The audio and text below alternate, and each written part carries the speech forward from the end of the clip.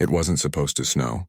The sky had been a flat, pale gray all afternoon, the kind that promises nothing but a cold drizzle. So when I glanced out my window, just after dusk, and saw the world being buried under thick, silent flakes, I felt that old, childish thrill. I love snow, the way it muffles sound, paints everything clean, makes the familiar world strange and new. I didn't hesitate. I pulled on my boots, my heavy coat, and stepped out into the hush. The snow was already several inches deep, unmarked. My boots were the first to break its perfect surface. The only light came from the ghostly glow of the snow-laden sky, reflecting off the white ground. Pine boughs sagged under their new weight. It was perfect. I walked for maybe 20 minutes, breathing in the sharp, cold air, feeling utterly alone in the best possible way. Then I heard a voice. It was small and clear, cutting through the silence like a chime. A child's voice. I stopped listening. Probably just a trick of the wind, I thought, my imagination stitching patterns into the quiet. Hi. The word was unmistakable. I spun around. Nothing but trees and snow. Up here, silly. The direction was clear now. My gaze traveled upward, following the thick trunk of a massive oak beside the path, up through its labyrinth of bare snow-dusted branches. About 20 feet up, sitting comfortably on a thick limb, was a boy. He looked about 9, dressed in a puffy blue coat, a striped scarf, and a wool hat pulled over his ears. For a second, I just stared, my brain refusing to process the image. A kid up there? In this? Are you okay? I called up, my voice tight. How did you get up there? He just smiled. It wasn't a friendly smile. It was too wide, too fixed, stretching his cheeks into taut, pale mounds. His eyes were dark pools in the dim light. That grin was a gash of unsettling joy in the serene winter scene. My eyes dropped to the base of the tree. The snow was a smooth, unbroken blanket. No footprints. Not his, not anyone's, only mine leading up to this spot. The snow had been falling heavily for almost an hour. That meant he'd been sitting there, motionless in the freezing dark, for at least 45 minutes. A cold that had nothing to do with the weather seeped into my bones. How did you get up there? I repeated, my tone sharper. It's a secret, he said, his voice sing-song. Then smoothly he stood up on the branch, balancing with an unnatural ease. The snow fell around him. Watch this. Before I could shout, he stepped off. Not a jump, not a slip.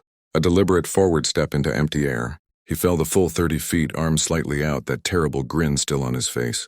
The sound was horrible. A thick, wet thud as he hit the frozen ground. Limbs splayed at awful angles. I gasped, a cry lodging in my throat. I took a stumbling step forward, dread and horror rooting me to the spot. Then he moved. In one fluid, impossible motion, he sprang to his feet as if he'd simply tripped on the sidewalk. He looked right at me, his head slightly cocked, and he laughed. It was a bright, bubbling sound, utterly wrong in the wake of that impact. He turned and sprinted, a small dark shape vanishing between the trees. I don't know why I followed. Panic, responsibility, sheer, blinding disbelief. It was an urge deeper than reason. I crashed through the underbrush after him, following the fresh, deep prints he was now making in the snow. He was fast, but I was taller, driven by adrenaline. The trail curved, and for a second I lost sight of his prints. I skidded to a halt, chest heaving, scanning the gloom. The attack came from above. A weight slammed onto my back, small hands scrabbling, fingers hooking like claws into the fabric of my coat and scarf. I felt a sharp, burning pain at the side of my neck. He was on me, his breath a hot puff against my ear, his body clinging like a monstrous raccoon. I yelled, staggering, and reached back, grabbing a handful of puffy coat. I threw myself sideways, slamming my back against a tree trunk. There was a grunt, and the weight released. He tumbled into the snow, rolled, and was up again. He stood for a moment, just out of reach, his grin wider than ever. Then he darted away, his laughter trailing back to me, swallowed by the hungry woods. I slumped against the tree, my hand going to my neck. It came away wet and dark with blood. The pain in my shoulders and back flared, deep and aching from where his claws had dug in. Pure animal panic took over. I ran. I didn't follow his path. I fled blindly, tripping, falling, getting up, until I burst out of the tree line onto a residential street I barely recognized. The rest is a blur of sirens and stark white lights. A concerned driver saw me, bloodied and wild-eyed, and called an ambulance. I sat in a bright, sterile room, repeating my story to a police officer whose face grew more skeptical with each detail. The boy in the tree, the fall, the chase, the attack. I saw the look they exchanged, the look that said shock. Exposure, maybe a feral animal. They took me back to the trail the next day.